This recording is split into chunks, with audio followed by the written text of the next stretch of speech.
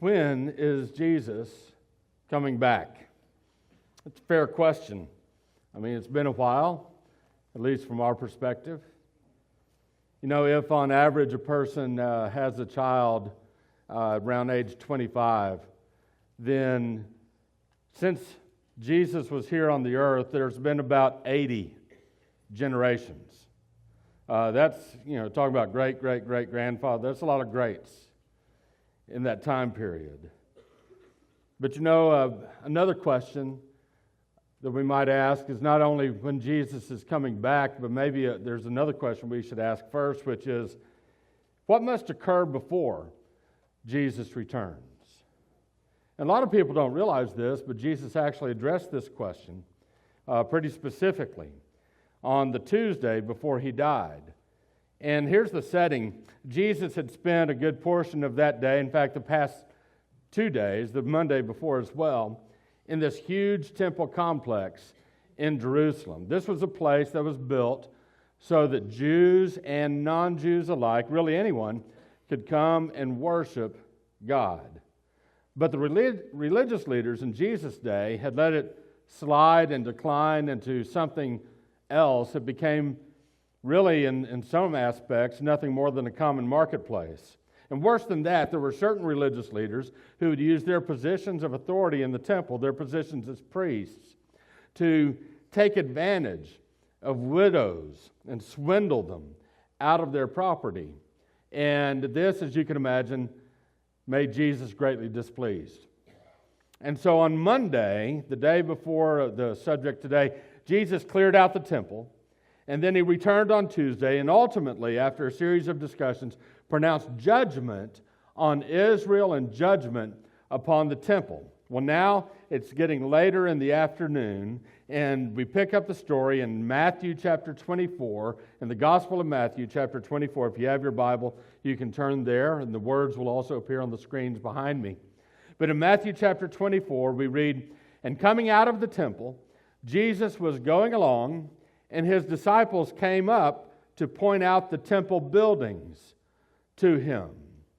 Well, what's so special about the temple buildings? Well, this temple was a massive, massive complex, about 37 acres in its area. Its highest point was 450 feet above the valley below. And the foundation of the temple was made of some of the largest cut stones in human history. When my wife Amy and I went to Israel a few years back, our tour group went beneath the surface of the city to the outer edge of the foundation stones that were placed there by King Herod, the same King Herod that tried to kill Jesus when Jesus was a baby. And this picture that you see on the screen behind me was a picture that I took, and I'm standing at the northern edge of one of these foundation stones. Our tour guide has his back to this humongous foundation stone as he's speaking to the group. And on this picture, I put a red oval because it's sort of hard to see. There's a gentleman standing way at the back end of the picture, and he's touching the southern end of this one large stone. This stone is 46 feet long, 10 feet high, and 10 feet deep. This stone weighs, they say, at least 415 tons. That's over 800,000 pounds. This stone was moved from a stone quarry about a half mile away to its position, where it's remained there for the last 2,000 years. And just by comparison, sometimes we think about these other ancient stone buildings and monoliths. The largest monolith at Stonehenge is 1/10 the weight of this one single foundation stone. The largest stones in the Egyptian pyramids are 1/27 the weight of this one stone. And this one stone is just one of many similar stones in this humongous temple complex. At the center of the temple was what we might call the temple proper, or the holy place.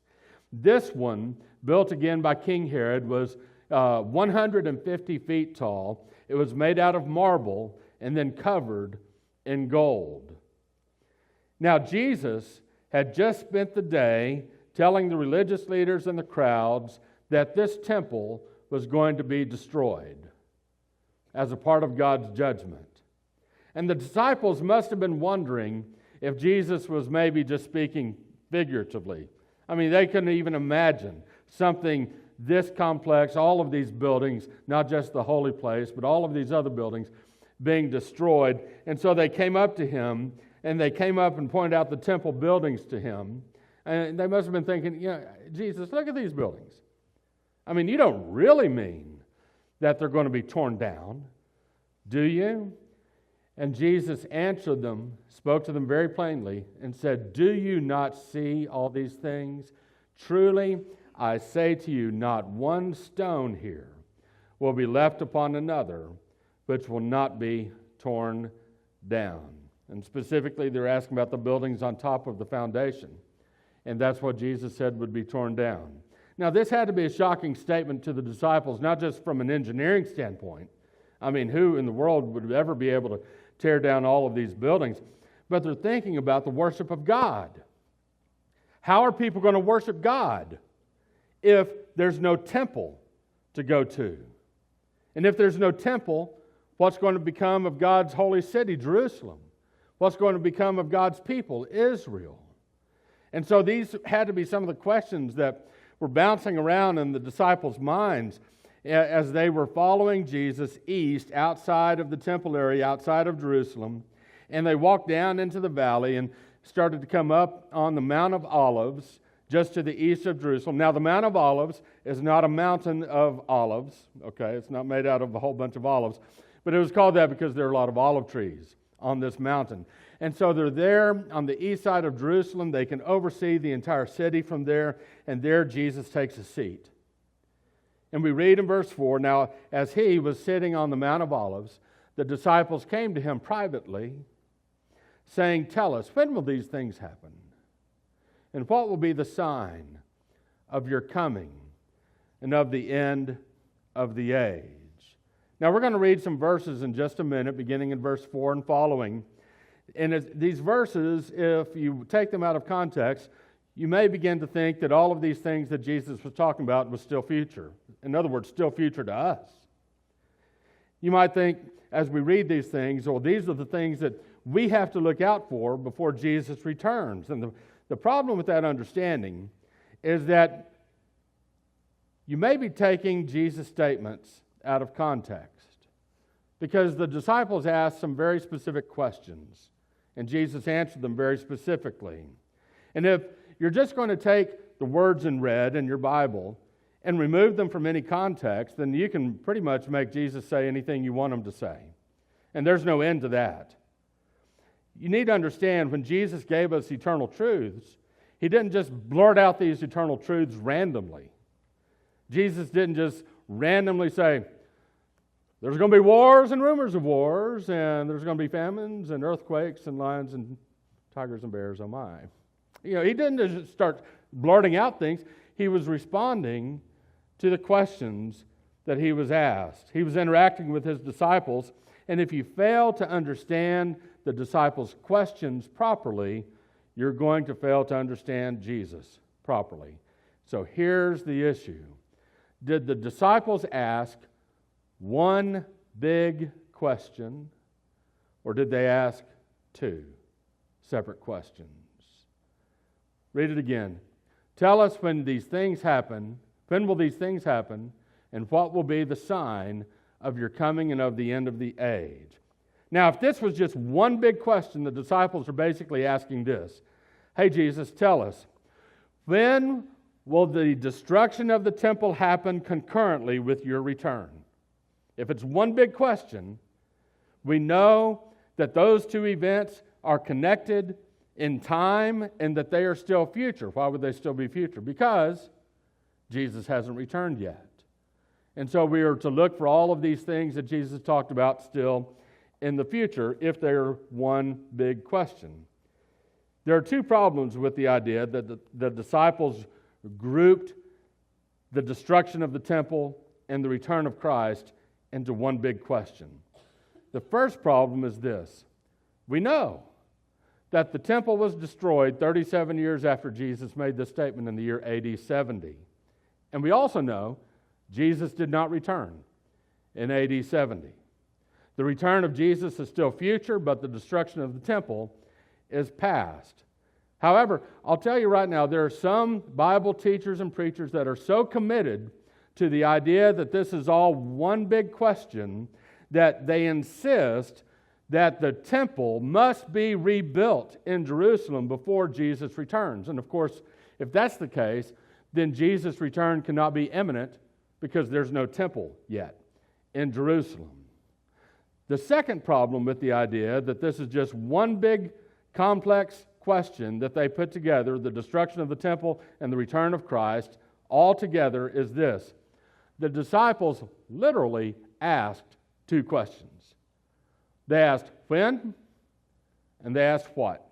Those are two questions. Question number one, when will these things happen?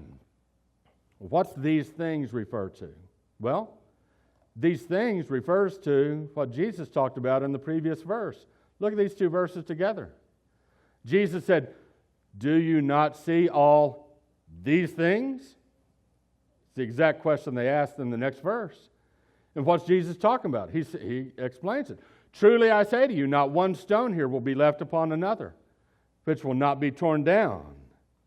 And so the disciples say, when will these things happen? In other words, when will the destruction of the temple occur? That's the topic at hand for question number one. Question number one is, when will these things, when will the destruction of the temple happen? Question number two, what will be the sign of your coming and of the end of the age? And so Jesus begins to answer question number one in verse 4. When the destruction of the temple will occur. Jesus begins to answer question number 2, or he answers it most thoroughly, beginning in verse 36. Look at these two verses. The disciples' question, second question, what will be the sign of your coming and of the end of the age? By the time Jesus gets to verse 36, he changes subjects to answer that question. And he says, but of that day and hour no one knows. And so after discussing these things and the destruction of the temple, Jesus begins verse 36 with a strong conjunction. Remember your English teacher teaching you about conjunctions? Neither do I. But you know where I learned about conjunctions? Saturday mornings, Schoolhouse Rock's cartoon. Conjunction, junction, what's that function? Hooking up words and phrases and clauses, right? And, but, nor. So it's the word but. It's that strong conjunction where it's not this but that. That's the word Jesus says. And so Jesus is saying, but in contrast to the imminent destruction of the temple, the timing of my return is unknown.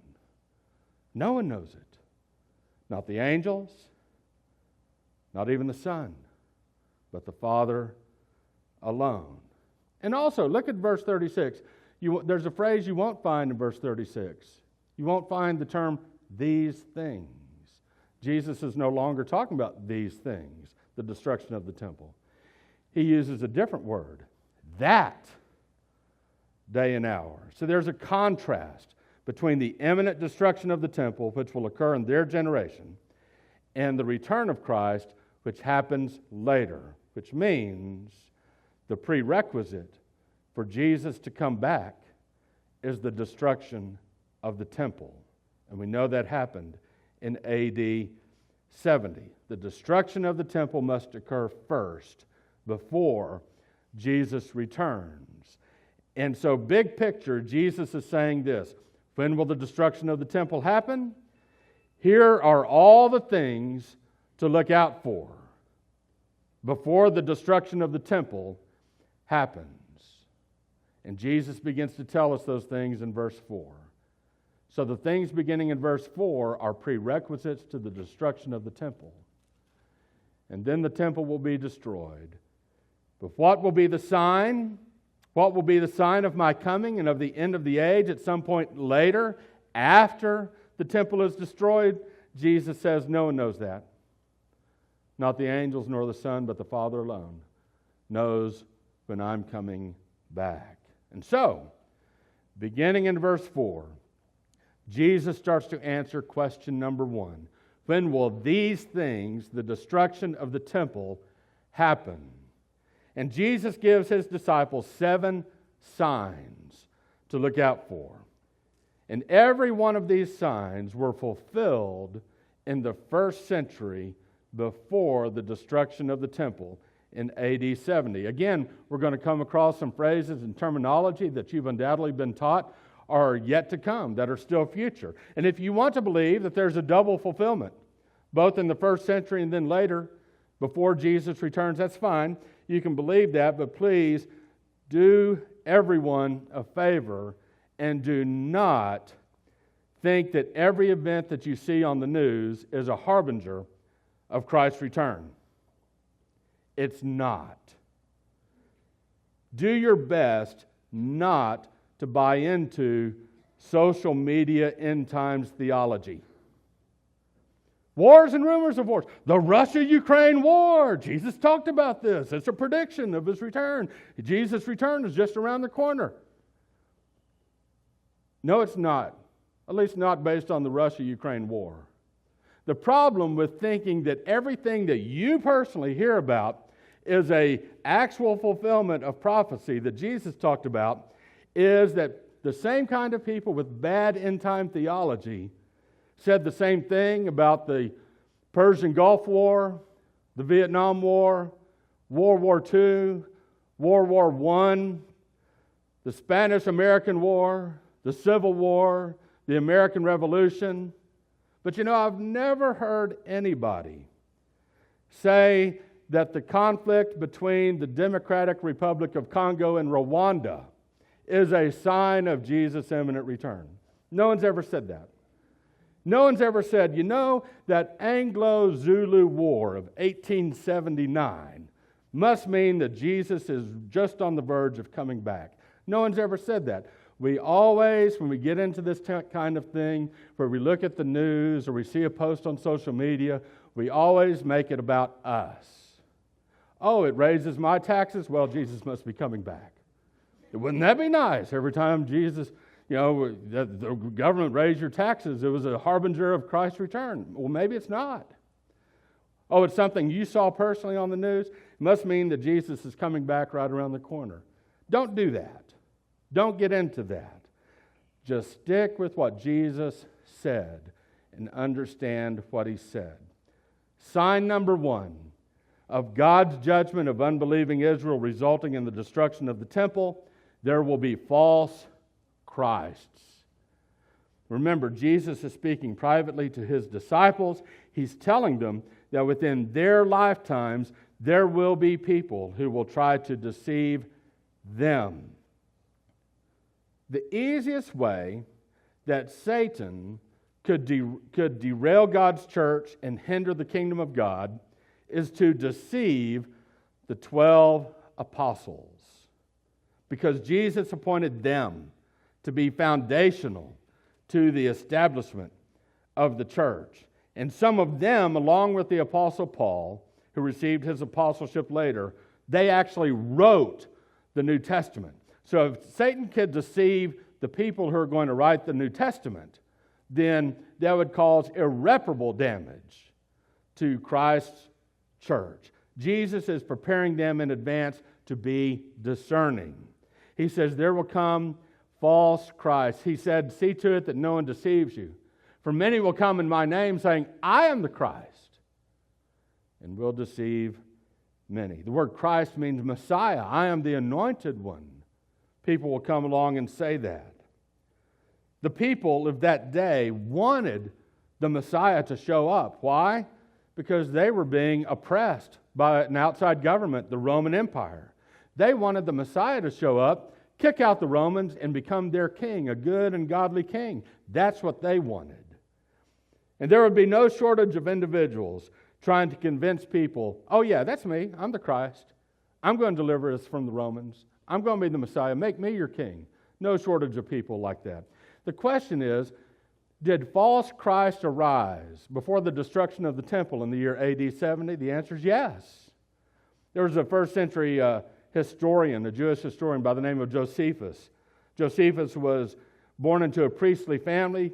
He became a general in the Jewish army, fought against the Romans, and then he realized he was on the losing side of things, and he switched teams. And he became a Roman citizen, and he became an advisor to Rome. And Josephus wrote about that first Jewish-Roman war that occurred over a period of 7 years from AD 66 to 73, and right in the middle of which the temple was destroyed in AD 70. This was that war that destroyed the temple. And this is the destruction of the temple that Jesus predicted 37 years earlier. Josephus writes about the destruction of the temple, and he writes about some of these false Christs that rose up. And I have to give credit to my friend Josh Peterson, who's an expert in church history, for doing the heavy lifting and providing me with this quote. Josephus, in his book Wars of the Jews, written in AD 75, written about a previous time period, said there was an Egyptian false prophet that did the Jews mischief, for he was a cheat and pretended to be a prophet also, and got together 30,000 men who were deluded by him. These he led around from the wilderness to the mount, which is called the Mount of Olives, and was ready to break into Jerusalem by force from that place. And so there's one false Christ. He writes about another one in another book called Antiquities of the Jews. He said, now it came to pass, while Thaddeus was procurator of Judea, that a certain magician, whose name is Theudas, persuaded a great part of the people to take their efforts with them and follow him to the Jordan River and afford them an easy pass over it. Many were deluded by his words. The second false Christ before the temple was destroyed, and there were others. Jesus is telling his disciples, pay attention. Beware of the false Christ. Judgment is coming to Israel, and one of the signs is these false Christs will arise. And when judgment comes to Israel, the temple will be destroyed. And Jesus was right because it came to pass.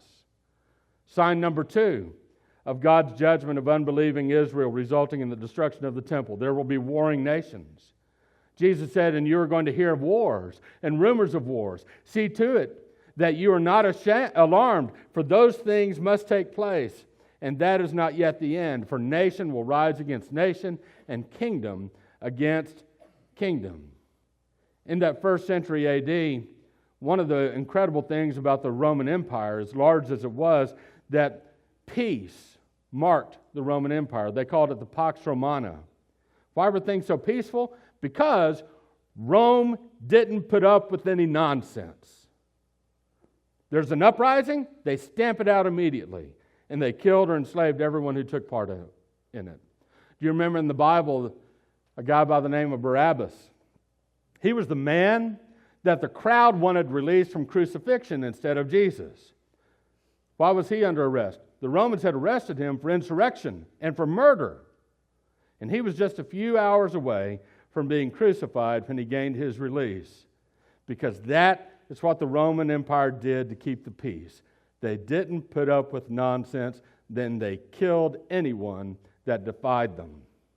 And so when Jesus tells his disciples that they're going to hear of wars and rumors of wars, the disciples had to think, well, that doesn't make any sense. There's peace all over the empire. It would have been quite a shock to the disciples. Who's crazy enough to start a fight with Rome? But here's the question. Were there wars and rumors of war before the year AD 70 when the destruction of the temple occurred? Absolutely. In spite of the Pax Romana, things began to become dicey by the late 60s AD. The Roman historian Tacitus, who was not a Christian, who was not a Jew, he was a pagan. He tells us about how dicey things were. In his book Histories, he said, the history on which I'm entering is that of a period rich in disasters, terrible with battles, torn by civil struggles, horrible even in peace. 4 emperors fell by the sword. And there were 3 civil wars, more foreign wars, and often both at the same time. There were wars and there were rumors of wars. And Jesus said, pay attention. when you hear of these wars and rumors of wars, because God's judgment upon Jerusalem and the temple is right around the corner. And Jesus was right, for it came to pass. Signs number 3 and 4 of God's judgment of unbelieving Israel, resulting in the destruction of the temple. Famines and earthquakes. Jesus said in various places there will be famines and earthquakes, but all these things are merely the beginning of birth pangs. Question, were there famines and earthquakes prior to AD 70? And remember, they didn't have the U.S. Geological Society with all of their sensors. These were earthquakes that people could feel. Earthquakes that destroyed cities. Were there earthquakes? Were there famines of that time? Absolutely. In AD 47, there was a famine in the Holy Land. This is the famine that the Bible talks about. In Acts chapter 11, we read, "Now in those days, some prophets came down from Jerusalem to Antioch, and one of them, named Agabus, stood up and indicated by the Spirit that there was going to be a great famine all over the world. And this took place in the reign of Claudius." They're talking about this famine in AD 47. And this is the famine, by the way. This is the famine that Paul wrote about when he was taking up an offering in 1 Corinthians 16, 2 Corinthians 8 and 9, and Galatians chapter 2. He was taking up an offering to help the believers that were in Judea.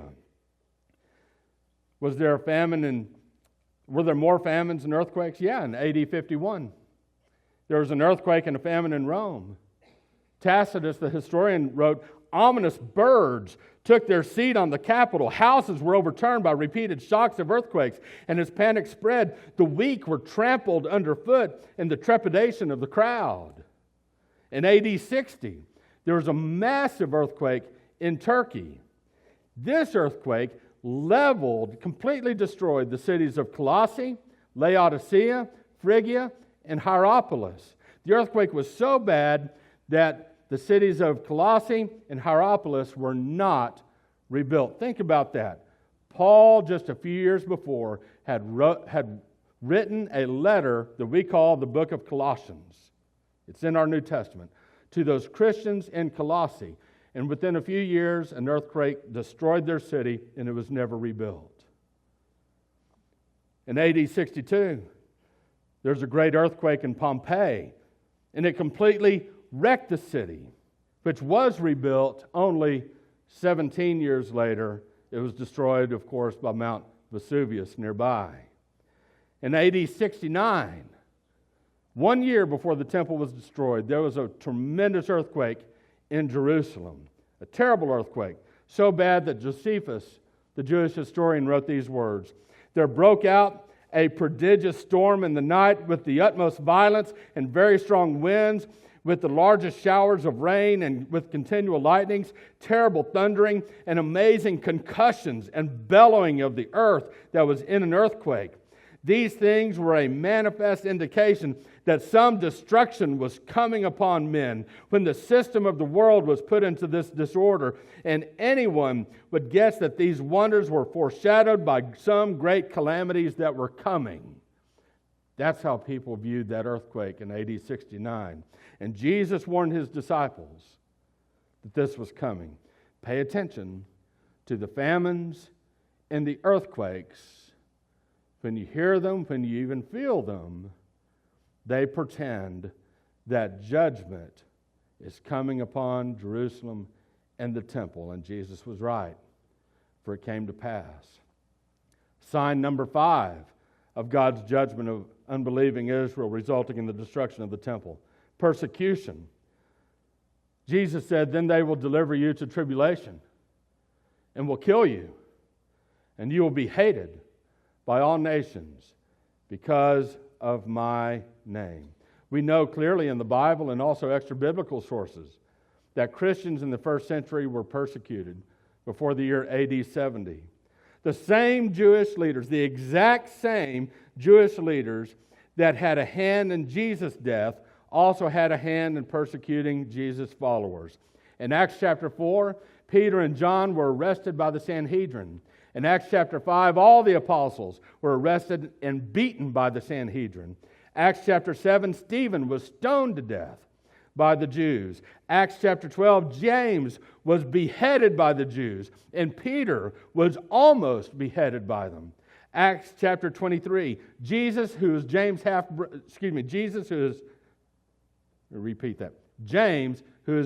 half-brother, was stoned and beaten to death by the Jews in Jerusalem.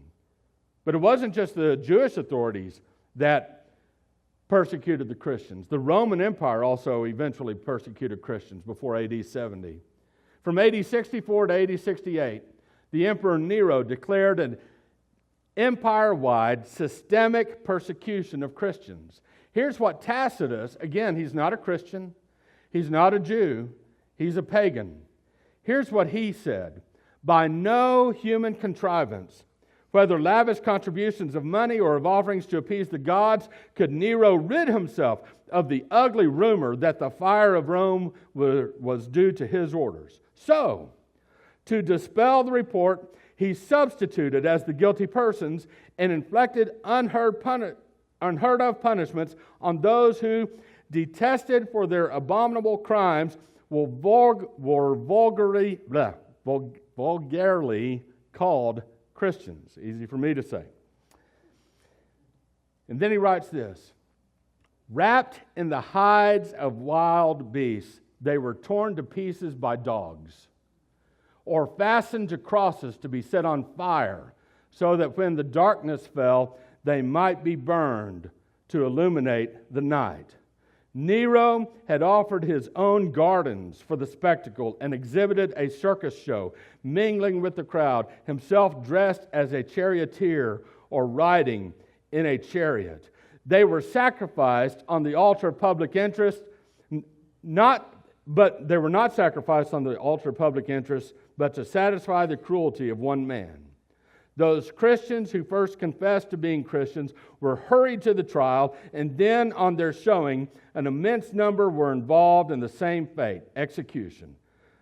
Not so much on the charge of incendiaries as from hatred of the human race. Think about that. The charge against the Christians was not that they set the fires of Rome. The charge against the Christians was they hated humanity. That's the same charge, the same demonic charge that's leveled against us today. It's leveled against us today by the purveyors of unnatural perversions.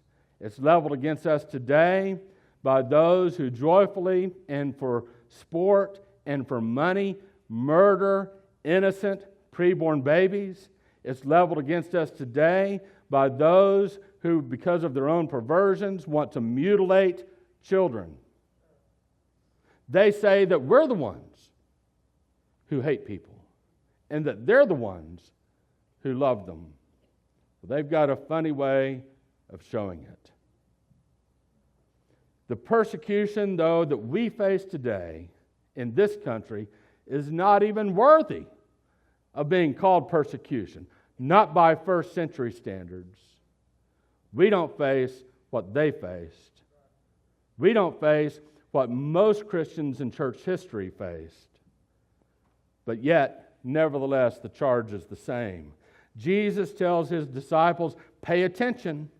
Persecution is coming upon you soon. And when it does, it is a sign that God is about to judge Jerusalem and Israel and even his own temple. And Jesus was right, for it came to pass. Sign number 6 of God's judgment of unbelieving Israel, resulting in the destruction of the temple, was apostasy. Jesus said, and at that time many will fall away and will betray one another and hate one another. Many false prophets will arise and will deceive many. And because lawlessness is multiplied, most people's love will grow cold. But the one who endures to the end, he will be saved. Let's look at this for a minute. Apostasy is one of the children of persecution. What do I mean by that? You see, when real persecution occurs, not the kind we experience in this country with all of our First Amendment protections, but real persecution occurs. When that occurs, one of the results is a falling away, apostasy. fake Christians will fall away. It's not worth it to them. Pseudo-Christians will even turn against their own family, turn against their friends in order to save face, in order to save their own lives, in order to save their own jobs, in order to save their own money. They will betray one another and hate one another, Jesus said. Betraying real Christians is the first way that fake Christians apostatize.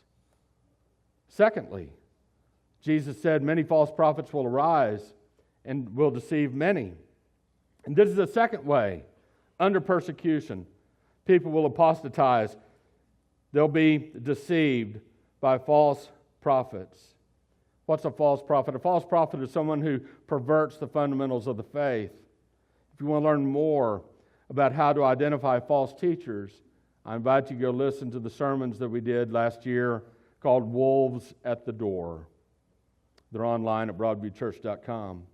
False prophets come along and they try to mislead people about how to have faith in Christ, how to be saved. They pervert the fundamental doctrines of the faith. They tell people, in essence, that it is God's desire to satisfy your every carnal whim, instead of God's desire to save you and to make you holy. And so the question is, did false prophets, false teachings arise before the temple was destroyed in AD 70? Absolutely. You had the Judaizers who basically said, if you want to be saved, if you want to make God happy, if you want to gain favor with God, you have to be a Jew first. That was a false teaching. You had people who denied Jesus' return. They came along and said, oh, the second coming of Christ, it already happened. You missed it. And people Christians who didn't know any better, were confused and distraught. And Paul had to write and confirm to them, no, he hasn't returned, and when he does return, you'll know it. You had the Gnostics who said you have to have a special, mystical knowledge that you only get by joining our secret club. And then you had the Docetics, which said, well, Jesus wasn't truly human. He only appeared to have a body. All of these false teachings are still around today.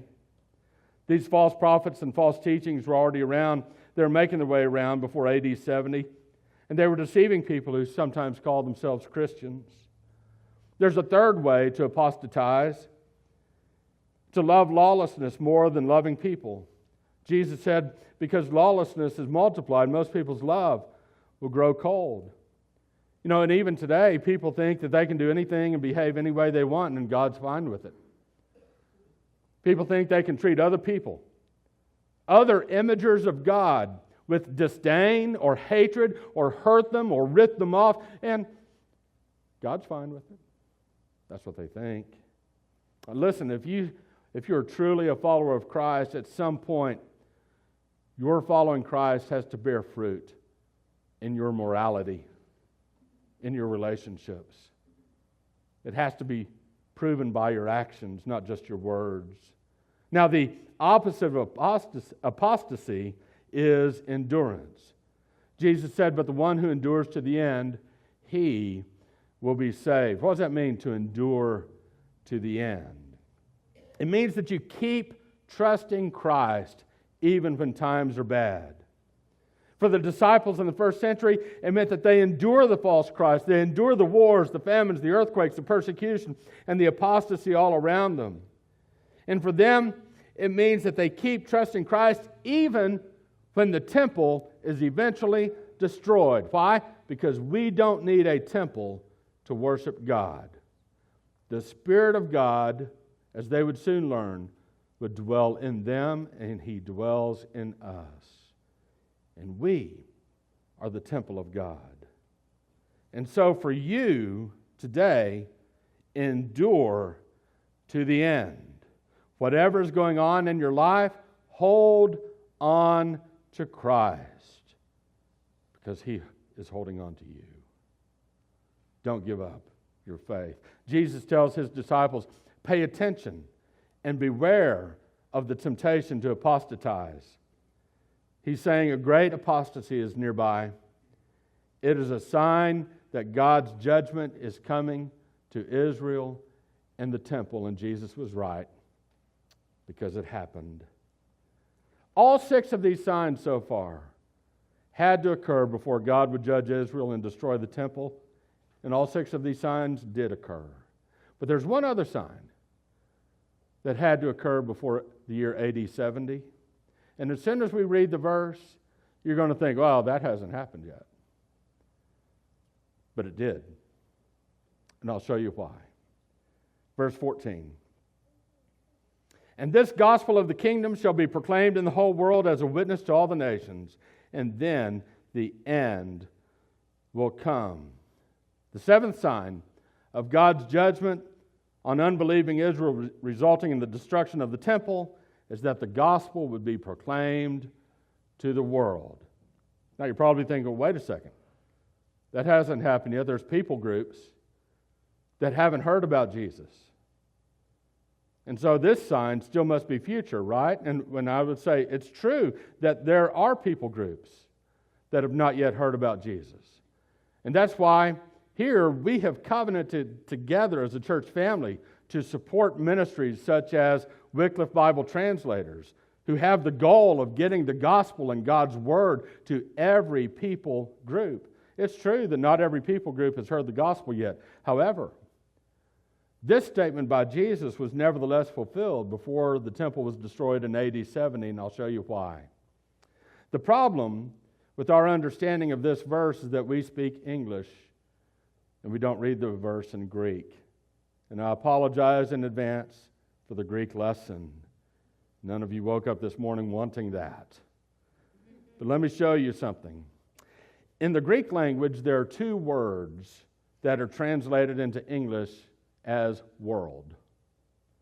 The first word is something you probably heard of before, cosmos. We get our English word cosmos from it. That's not the word used here. Cosmos typically means the whole wide world, everything. That's not the word used here.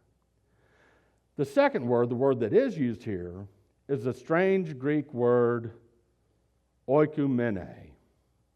Oikumene meant the Roman world. It meant the places controlled by the dominant empire of the world at the time, the Roman Empire. Jesus is saying the gospel will go to the whole Roman Empire. This will be this will be a witness to all the nations. And then, at some point after that, no one knows when, the end will come. So here's the question. Did the good news of Jesus make it to the farthest point of the Roman Empire before the year AD 70? Look at what Paul says in his letter to the Romans. Romans chapter 1, verse 8, at the very beginning, he says, "First, I thank my God through Jesus Christ for you all, because your faith is being proclaimed throughout the whole world." And by the time you get near the end of that book, Paul says this. He says, "But now with no further place for me in these regions, and since I have had for many years a longing to come to you whenever I go to Spain, for I hope, passing through Rome, I hope to see you, and to be helped on my way there to Spain by you, when I have first enjoyed your company for a while." Did Paul make it all the way west to the edge of Europe, to Spain in his lifetime? The Bible doesn't say definitively, but there was a first century church father named Clement who said that he did make it to Spain. And so all of Jesus' words were fulfilled by the year AD 70. False Christs, wars and rumors of wars, famines, earthquakes, persecution, apostasy, and the gospel being proclaimed throughout the entire Roman Empire. And Jesus is saying, pay attention to these signs. When you see these signs being fulfilled, the very next event in God's agenda is to destroy the temple, and it will happen quickly, because judgment is coming to Israel and to the temple. Question. After the temple is destroyed, does that mean Jesus is returning immediately? Well, no. It simply means that the return of Jesus will occur at some point after the temple is destroyed. Remember, Jesus said no one knows the day or the hour that God has appointed for Christ's return. In other words, if you ask the question, what must occur before Jesus' return? The answer is, all of these signs happen before the temple is destroyed, and the temple must be destroyed before Jesus returns. And all of that happened a long time ago. In other words, Jesus can return at any moment. There's nothing on God's calendar that is stopping Jesus from coming back. And when he comes back, it's over. Time's up. That's why you need to get right with God today. You might be thinking, well, it's been a long time, it's probably still going to be a long time. I've got time. I don't have to get right with God today. Maybe you're thinking that, and I would say to you, maybe you're right, and it will be a long time, but maybe you're wrong. I do know this, at some point, there's going to be a lot of people thinking the exact same thing as that when they hear the sound of a trumpet and they see Jesus coming back. And John writes about this, and he says, "Then I saw heaven opened, and behold, a white horse, and he who sits on it is called Faithful and True. And in righteousness he judges and wages war. His eyes are a flame of fire. And on his head are many diadems, having a name written on him which no one knows except himself. And being clothed with a garment dipped in blood, his name is also called the Word of God. And the armies which are in heaven, clothed in fine linen, white and clean, were following him on white horses. And from his mouth comes a sharp sword, so that with it he may strike down the nations, and he will rule them with a rod of iron. And he treads the winepress of the wrath of the rage of God the Almighty. And he has a name. He has on his garment and on his thigh a name written, King of Kings and Lord of Lords. Jesus is coming back someday. So choose you this day whom you will serve. Will it be God or will it be man?